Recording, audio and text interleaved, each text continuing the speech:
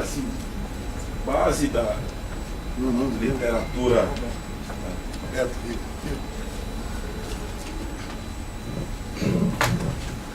Quando o senhor fez remissão aí a um dos últimos artigos aí de Carnelutti, chamou a atenção assim, que boa base da literatura sobre processo, inclusive para fazer a distinção entre verdade processual e verdade real, parte de me parece que de uma concepção aristotélica de verdade baseado no elemento correspondencial entre o dito e a coisa, né? Boa parte é assim. E aí o senhor está me dizendo o seguinte, que Carnelutti já faz uma observação sobre a fragilidade da verdade, mesmo numa perspectiva de verdade no sentido contemporâneo de pós-giro linguístico, é isso? Então, quer dizer, o que aumenta então o fracasso da compreensão dessa literatura atual, né? Parece, é isso? É isso mesmo. Tem nada mais para botar. Exatamente isso. É isso mesmo. O que é mais interessante disso é que, percebam, esse texto é de 65. Não é de muito. E se você pega o Carnelutti, que eu vou trabalhar ali de lá em 26, 19, sei lá, basicamente de 26, estamos falando de 26, não, estou falando de um Carnelutti de 65, que significa dizer, tem estrada rodando aí, tinha que ter lido isso, tinha que ter descoberto isso, tinha que ter falado disso, não é? Mas claro, aqui o que tem, escutei mesmo que eu vou falar agora, aqui o que tem é, por trás disso, isso é uma matéria que vai muito adiante, se eu comentar eu não saio mais, mas o que tem é que foi paulatinamente promovendo uma cisão na periferia, naturalmente, mais do que no centro, uma cisão da dogmática com a propedêutica, da dogmática com a filosofia, da dogmática com as outras disciplinas. Tanto que isso no ponto das faculdades é um ponto, normalmente. Relação do direito penal com os outros ramos do direito. Relação do processo penal com os outros ramos do direito, no qual como os professores passam é assim uma frase para cada coisa, para dizer que tem uma relação e a impressão que você tem é que o direito é o centro, o resto é o resto e aquilo não tem nenhuma importância.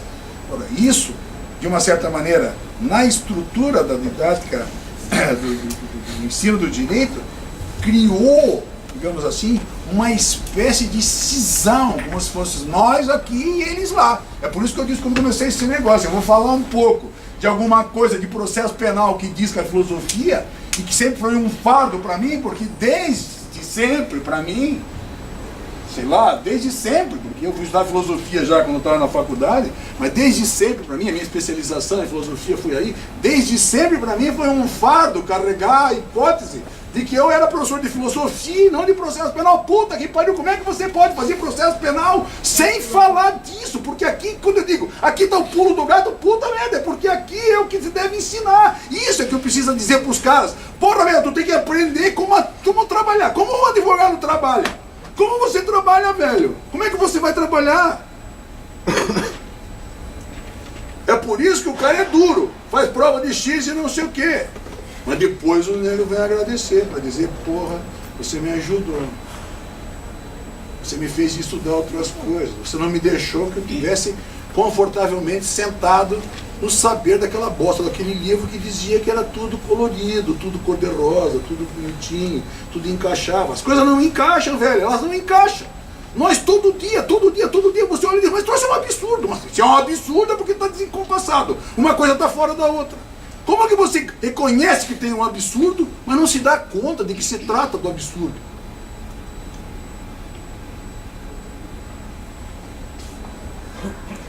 Roberto, se eu entrar aqui, velho, vai, porque o que sucede? O passo seguinte desse discurso é dizer, estudar começa por aqui. Volta e meia me aparece alguém assim, professor, senhor advogado, trabalha com SESC, não sei o quê. O que o senhor tem que estudar? Filosofia. Aí os caras levam um choque, porque eu acho que eles vão ler o livro do fulano de tal, vai ler o Cordeiro. Não adianta ler o Cordeiro em determinadas circunstâncias. Se você não tiver, veja, o arsenal de linguagem suficiente para poder ler o cara. Está entendendo? Você não consegue ler o Cohen, você não consegue ler o Garland, dependendo da situação, se você não tiver o arsenal que te propicie entrar lá, naquilo por onde o cara manda, lá para trás. Sem isso não vai. Era um discurso lá com o Kahneman, mas sem isso não vai. Por que os caras viram, sabe? Por que o Marcelo faz aquilo? Porque, ora, tem uma por trás, tem uma estrutura toda sustentando aquilo. E ela é fundamental. Poucos professores só estão exportando a faculdade de Direito do que o professor de introdução. Esse é o merda. Você está no segundo ano, não raro, e pensa, porra, não aprendi porra nenhuma com esses caras. Mas agora que eu já estou aqui, vai. E aí é como se... deixa para trás que não tem importância. Pô, lá trouxe, tem uma importância total. Porque agora eu sou capaz de... Veja, eu sou capaz de pegar um discurso que não é o discurso do livro de processo penal, pegar o discurso e, digamos, de uma certa forma, aterrar o discurso, botar o discurso no chão. Dizer, olha, estão vendo o que eu estou dizendo? Não é assim alguma coisa de pouca importância, é de mais importante, porque é justo ele que te permite olhar o campo, para, em olhando o campo, verificar o que de fato vem, o que de fato não vem, por onde você pode entrar para meter, para se meter ali, não é? Uma coisa que é demais é essa estrutura, em sendo uma estrutura racional, é uma estrutura que faz o quê? Aquilo que eu, sem falar muito disso, disse há pouco. Ou seja, de que é na cadeia dos significantes que você constrói, digamos assim, aquilo que é de verdadeiro, que aqui é possível encontrar. Às vezes estou na sala do escritório, entro os sócios para dentro da minha sala, assim, doido da vida. E aí, invariavelmente, quando depende da situação, mas invariavelmente quando vem dizendo, era absurdo fazer isso, a pergunta que vem é, mas tinha linguagem outra para poder dizer diferente disso? Porque se não tinha, o que vem de linguagem de quem não tem linguagem? Uma outra linguagem, já que a sentença tem que vir. Então o que é preciso fazer é justo pensar em face dessa não linguagem que se tem, que se constrói a partir daí para poder desautorizar aquela fala da sentença que está ali. Ou seja, como é na cadeia de significantes que isso se coloca, veja que interessante, o que se leva a partir da própria cadeia de significação.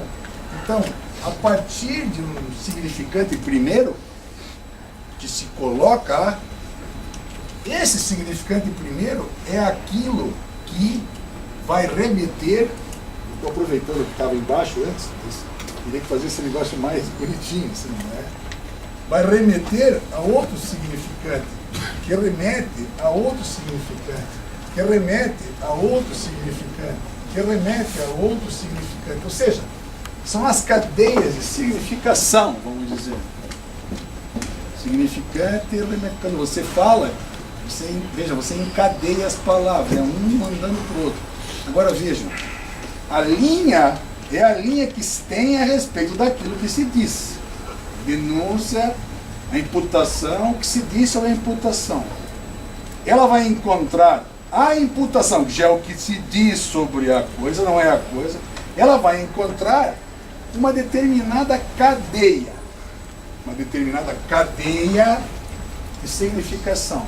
Agora vejam, essa cadeia, eu estou emendando assim, para ficar expressiva, mandando um determinado sentido. Claro que o sentido varia conforme a significação que você der. São infinitas as possibilidades que se colocam, por quê? Porque essa cadeia de significantes, sim, tem como pressuposto a linguagem que se tem e o sentido que se dá. Mas é sempre um sentido que se trata. Por isso a hermenêutica é tão relevante. Por isso que quem faz hermenêutica, em geral, acha que pode dizer tudo. Né? Por quê? Porque quando você faz hermenêutica, ou seja, quando você faz teoria da interpretação, a interpretação ganha um significado tão grande, porque se é de linguagem que se trata, aquilo que na cadeia de significantes se produz é, para aquela situação, a verdade. Quando o Roberto disse, faz a diferença entre a verdade, eu nem falei disso, né? A verdade material para a verdade processual. Eu tenho um texto meu, que está ali, aquele do Rio de Janeiro, que é discutido com Hassler para dizer, nem disso é possível dizer numa infinidade de situações. Não é? Por quê? Porque, dentre outras coisas, essa verdade, que é uma verdade endoprocessual, é qualquer coisa, menos aquilo que deveria ser a verdade. Ou seja, o que se construiu, que não raro é completamente outra coisa daquilo que devia ser. É por isso que tem gente que é condenada sem ter participado do crime. Não fosse também por isso que de repente alguém se libera para dizer, bom, mas então nós podemos fazer um acordo sobre a pena para o cara ser punido por aquilo que se não está atribuindo. Não vou nem antecipar o que eu vou falar no último dia, porque lá é justo para poder vir aqui no arsenal e dizer, lembram quando eu falei daquilo? É disso aqui que eu estou falando. Por que plea bargaining assim não se deve admitir? Por que você não pode construir lá no processo uma decisão, principalmente de condenação, em face de uma estrutura fática que sequer existe? Ou melhor, que não existiu. E você sabe que não existiu. Ou seja, do ponto de vista ético, não tem hipótese nenhuma, minimamente sustentável para um Estado que puna alguém por aquilo que sabidamente ele não fez. Mas não é que ele não fez porque não existiu. Claro? Professor, e quando essa narrativa... Evânio Moura. Evânio. Professor, e quando essa narrativa não vem de acordo com o interesse dos principais atores, eu me valho de muletas interpretativas como livre convencimento do juiz, por exemplo. Saco lá da Inquisição. Livre convencimento ainda é, digamos, uma tentativa de sustentar a base do sistema. No fora uma livre apreciação da prova, que é outra coisa, né? Mas, em geral, toda a principiologia naufraga aqui. Por isso, um pouco, lá no começo, a minha, digamos, desilusão. Por quê? Porque, veja, sabendo que se trata de uma estrutura de linguagem, fizeram acordos semânticos sobre as regras do jogo que nós... É por isso que eu fui falar da Islândia na conferência de sexta-feira. Fizeram um acordo sobre determinadas estruturas que nós íamos respeitar. Se você frauda o meu acordo de linguagem que eu fiz com você, agora você me deixa pelado no meio da rua, velho. Esse aqui é o X da questão. Aí que está a importância. Já não tem como você pensar numa estrutura democrática se você frauda. Por quê? Porque você permite, ideologicamente ser manipulado, você permite que se coloque o sentido que se quer e se leve para o sentido que você quer. Por isso que de repente você olha para uma sentença e diz, esse cara decide sobre a coisa da cabeça dele. Ele não decide conforme está lá, ele não decide conforme o que aconteceu, ele constrói da cabeça dele. Você diz, mas isso não é possível, porque eu não dou a ele o aval para ele vir aqui e daqui retirar o que ele quiser. Porque eu também sei que ele também não consegue fazer isso. O que significa dizer, se ele diz que faz isso, é porque ele se vale. Como que paranoicamente, para isso parece um delírio, ele se vale da própria cabeça dele para poder construir a cadeia de significante que ele quer e decidir da forma que ele quiser. Isso eu não dou a ele. Porque jurisdição não é isso. Amanhã, depois vamos ver jurisdição. Jurisdição não é isso. Jurisdição é justamente o contrário disso. Se fosse para ser assim, não fazia julgamento que nem no faroeste, no salão. Professor, tem um artigo seu em crítica à teoria geral do processo, onde o senhor coloca também, para além disso, a condição quase imperial em que tem o juiz no processo, conforme a nossa regra. Aí você desgraça todo o sistema mesmo. Porque ele faz isso porque ele está possibilitado. Né? Bertão, exatamente isso. É por isso que é tão relevante a teoria, porque tem um lugar onde isso pega lá. Não é? Ou eu precisava estar terminando esse sistema. Se der, trabalha no começo da noite antes da lida. Mas eu disse que tinha pouca hora, muita hora que tinha, tá vendo? Deixa eu só terminar, porque antes de terminar eu quero mostrar uma coisa. Desculpe, diga. Um minuto. Tá, um minuto, rapidinho. Será que isso também não é feito em nome de um discurso camuflado da racionalidade jurídica? Porque em nome dessa racionalidade jurídica, o discurso jurídico se esvaziou totalmente de valores subjetivos, entre eles a ética. E a gente percebe eu não sei se tudo é assim, mas é por isso que é ideológico. E muitas vezes quanto a isso, eu estou usando ideologia no sentido de falsa representação da realidade. Então, é disso que se trata. Você faz um discurso que deve dizer tal coisa e, na verdade, diz outra coisa. Tudo, aí o direito passou a poder o absurdo, na verdade. Veja o que o Supremo faz. Mas vejam por que é possível isso. É possível porque a estrutura é assim. Então, para quem não consegue observar, ou para quem não trata assim, sei lá, está entendendo? Vejam como sucede, vejam o que sucede. Daquilo que tem para lá, vamos dizer, que está para além da razão, como se estivesse lá no escuro, não é? No escuro, no inconsciente, sabe? O ser aí. Daquilo que está lá, vocês viram o que eu disse? Não é que não existe. Pode existir. Mas se existir, nós não temos linguagem para dizer. Portanto, o que nós não temos é linguagem. Vocês viram? Eu falei dos planetas, né? Cada dia eles inventam um, cada dia eles criam um. Não é que o planeta não está lá, mas se você diz para o cara, diz aí os planetas, Mercúrio, Vênus, Terra, Marte, Júpiter, eu sei aquilo que eu decorei. O que eu sei, digamos assim, o que eu vi no microscópio, se é que vi, não é? Mas tem um planeta que está lá, eles vão descobrir ainda. Esse planeta não está lá? O planeta está lá. Mas por que eu não digo? Porque eu não tenho linguagem para dizer. Mas percebam assim.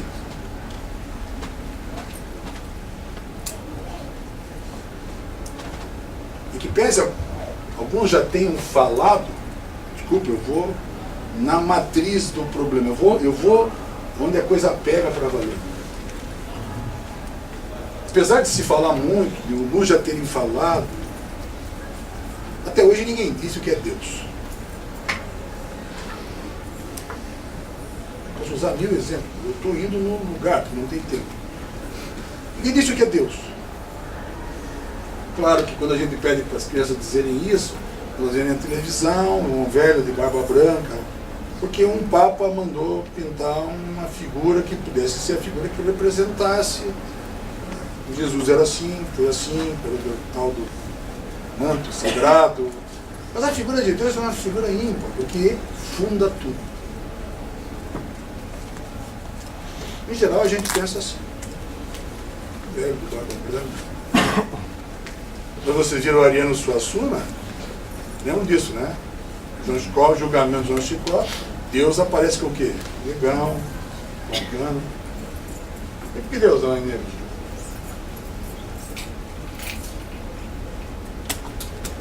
Por que é possível? Veja, por que é possível criar? Por que é possível criar hipóteses assim? Me digam. Um velho de barba branca, um negro, Imagina que na China deve criar um cara de chinês. Por que é possível criar? Está todo mundo falando do mesmo Deus. Ninguém está de sacanagem. Normalmente quem faz isso é quem tem muita fé, tem muito... Mas por que fala aquilo? Por que faz aquilo? Por que mete lá uma representação? Por que mete lá uma figura? Por que mete lá um significante? Ainda que seja esse significante Deus, que é o significante primeiro.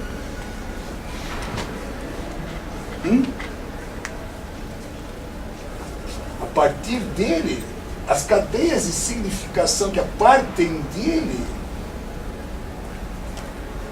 Hoje, para nível do ministério da puta que tem de caceta aí, vai fundar geografia, vai fundar geologia, vai fundar sei lá o que diabo que eu carrego e faz. Veja, isso não tem nada a ver com fé, tem a ver com burrice. Isso não tem nada a ver com fé, tem a ver com burrice. Fé é alguma coisa ou outra. Fé temos nós. Ou você acredita em Deus, ou você não acredita em Deus. Eu respeito que você não acredita e você respeita que eu acredito. Vamos dizer assim.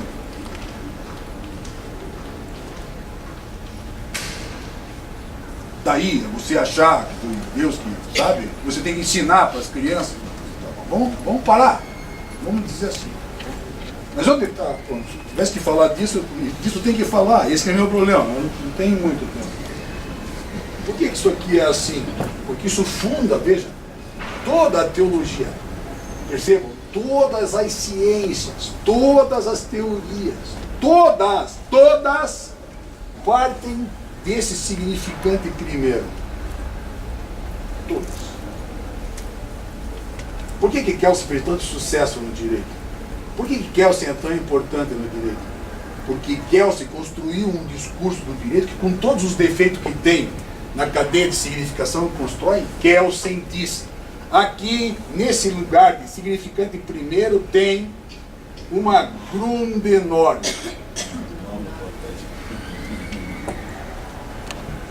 Tem uma norma hipotética, não é constitucional, é uma norma hipotética. E aquela lá em cima, que devia fechar a pirâmide kelseniana, vamos dizer assim. Por isso que é tão relevante. Porque ela se coloca ali.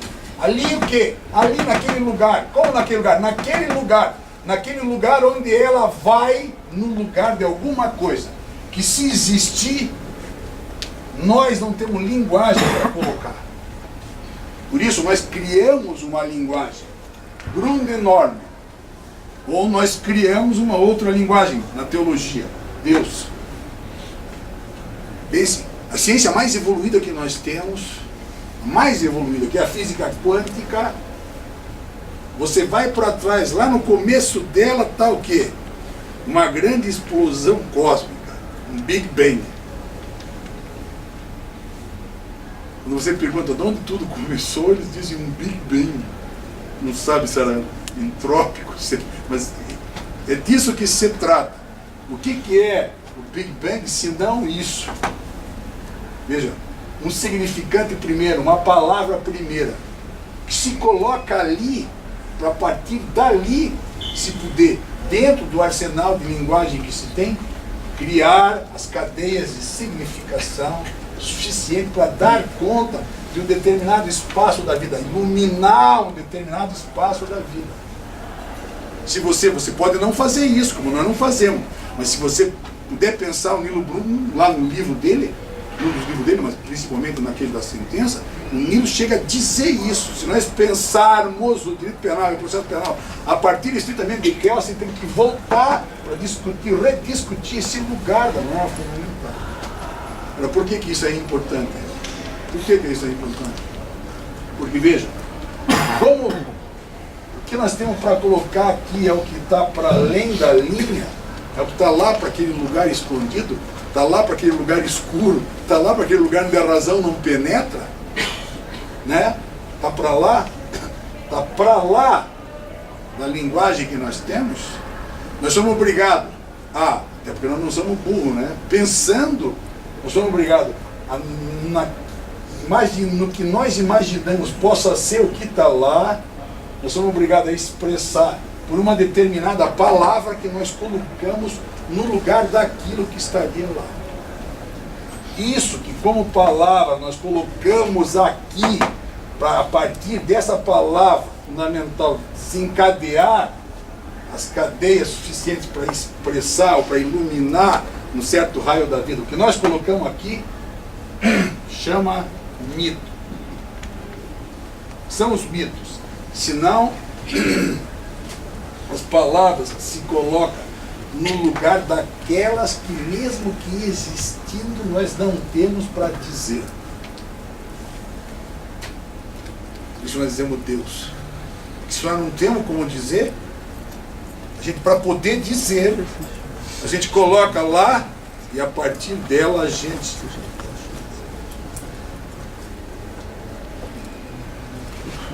Por que isso é importante? Muito importante.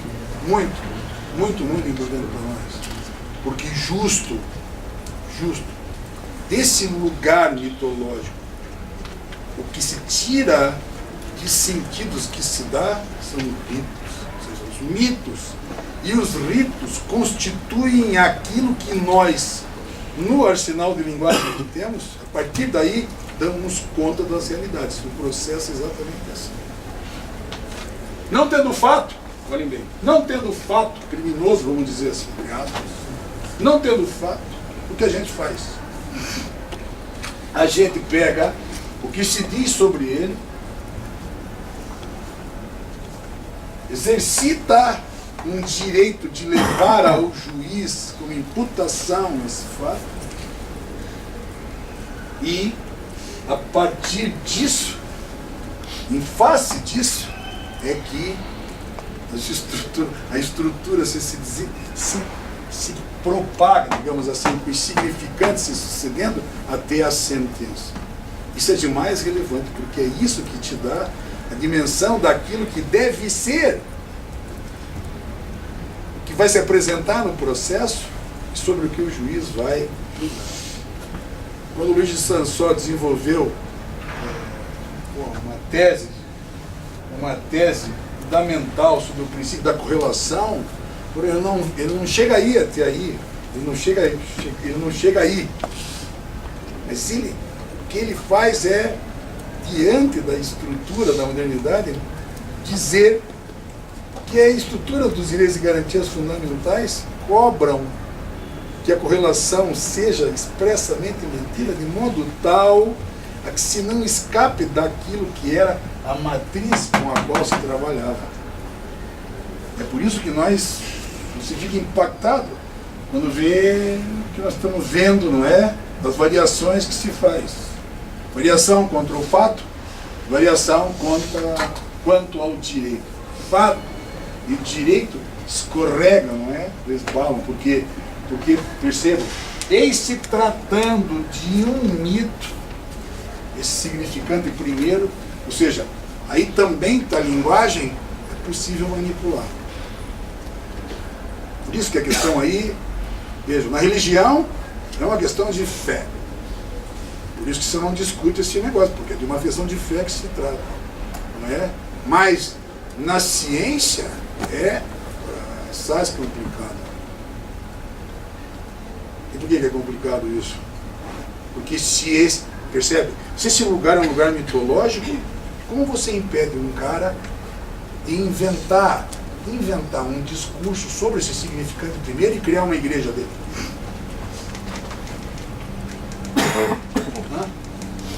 Como você impede? Quando me perguntam, mas não é possível. Cada dia que passa, eu passo numa rua e tem uma igreja nova.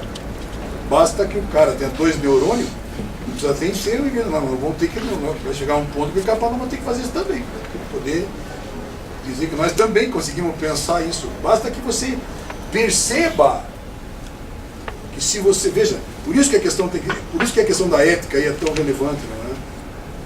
Porque isso não é alguma coisa que se faz para tomar dinheiro de alguém. Isso é alguma coisa séria, justo porque nós, por mais que a gente saiba, nós não sabemos o suficiente para poder dar conta daquilo que se coloca lá. Então, Maurício, não tem como pensar direito penal, os penalistas, não tem como fugir dessa situação. Por quê? Porque é preciso pensar sempre diante desse quadro, mas mais do que isso, de que a realização do direito penal se se dá pelo processo penal, necessariamente se vai pensar também, não só, mas também a partir daí.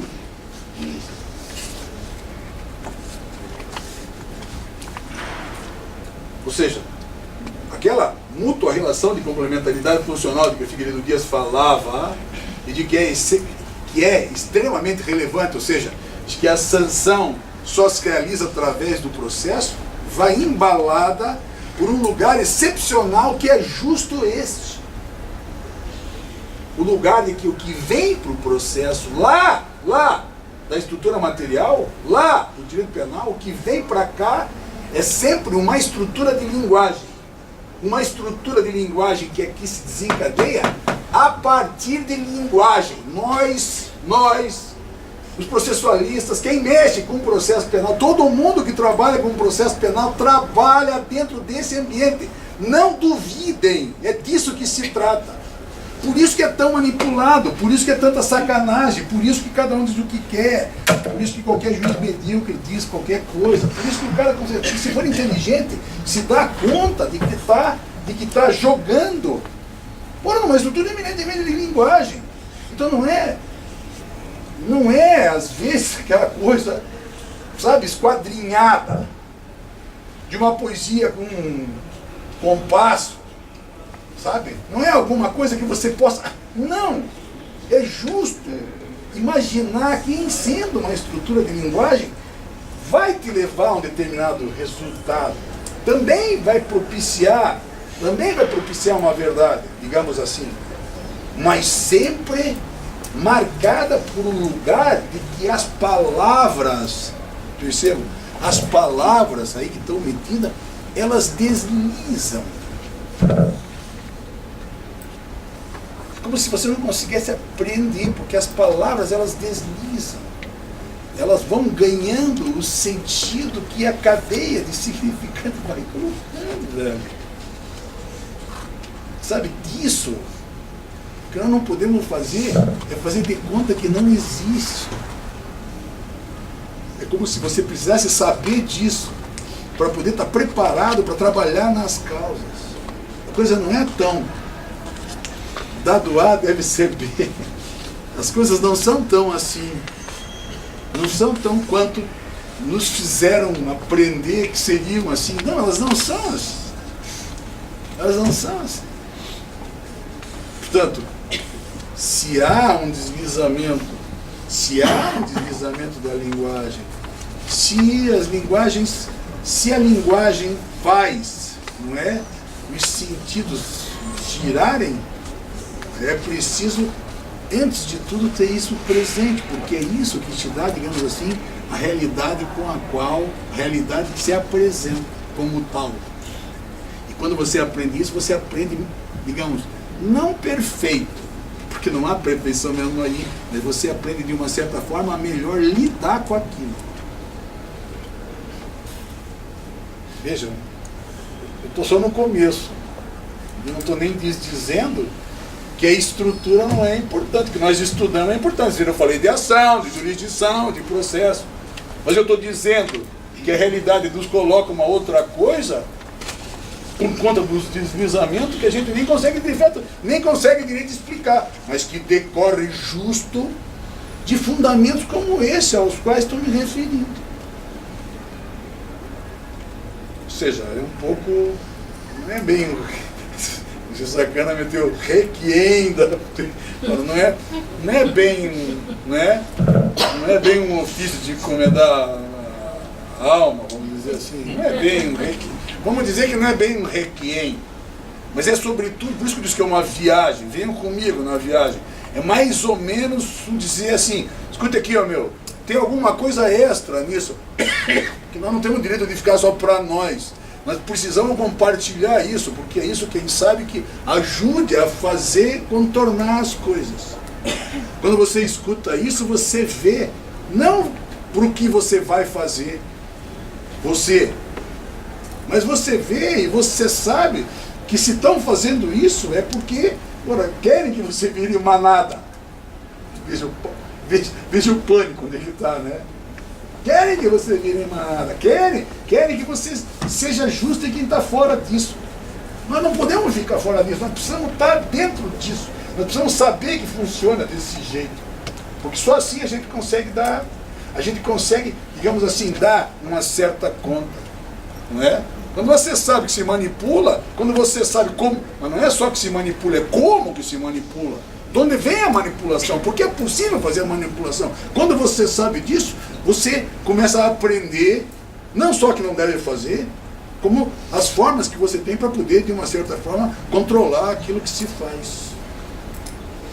Antigamente isso se fazia construindo, digamos assim, um aparato de ética, de modo a conduzir condutas.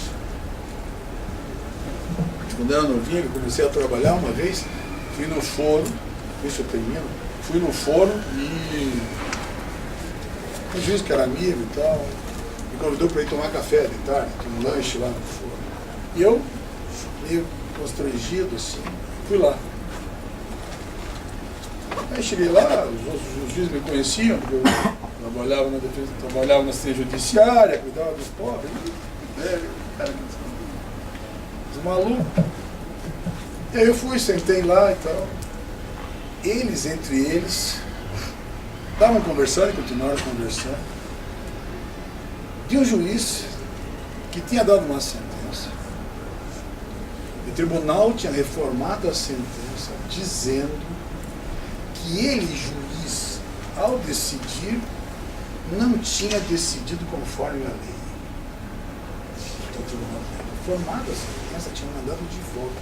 Então, eles estavam, entre eles estavam falando meio que de uma maneira zombeteira, meio assim, meio que um tom irônico, para dizer como era possível, estou escutando, né? Para dizer como era possível que um juiz decidisse contra o réu deliberadamente contra a lei. Era motivo de zombaria dos colegas. Dos colegas. Hoje de aplauso. Esses caras eram os caras que nós dizíamos que eram uns velhos. Que eu era um moleque. E eu era um moleque. E eles eram uns caras de cabelo branco, uns caras velhos. Sim, eles eram velhos, mas no atuar deles tinha uma ética impregnada que era um pouco aquela ética dos nossos pais, que não admitiam fazer certas coisas. Era um bandalho, era gostava de mulher e tal, mas nem imaginar que ele pudesse deliberadamente fazer alguma coisa para sacanear alguém.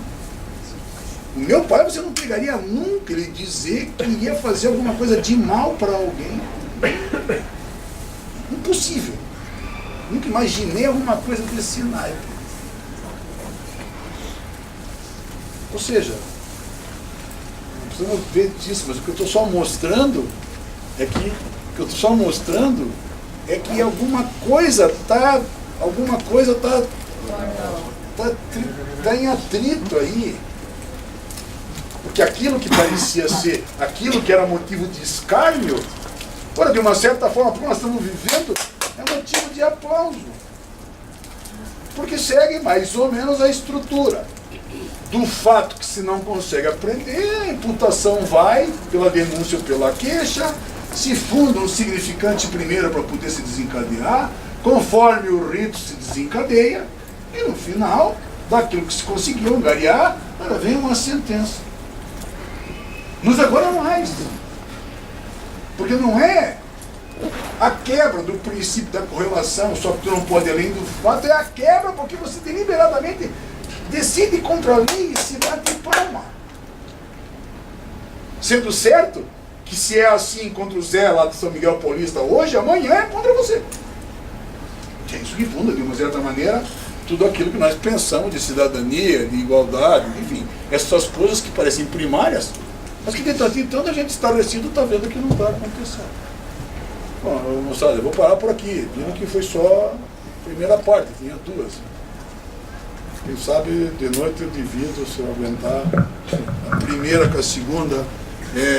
Falamos muito pouco, então se me deixaram sozinho falando, né? Bombada. Vamos adiante. Espero que tenha sido útil. Isso, claro, vocês viram, fiz uma concentração, curso, já fiz um curso de doutorado, no qual a metade do curso foi isso que eu falei aqui. 3 horas. Foi o que eu disse, eu estou fazendo um esforço para ver, para dividir e compartilhar com vocês. Então, por favor, considerem isso. Não duvidem, é muito importante, de fato. Quem quiser ir adiante seriamente em processo penal, precisa, imagina, começar por aqui. Essa é a primeira parte da base. A segunda parte eu começo às 7 horas. Isso. Daí então nos reunimos aqui de volta às 19 horas. E aí até a gente poderia discutir isso, depois se a gente, começando às 19, consegue ir até o final, para não ter que fazer intervalo e voltar, porque depois fica mais longo ainda. A gente divide muito de conta. Nós já conseguimos. Então vemos aí às 19 horas. Aqui na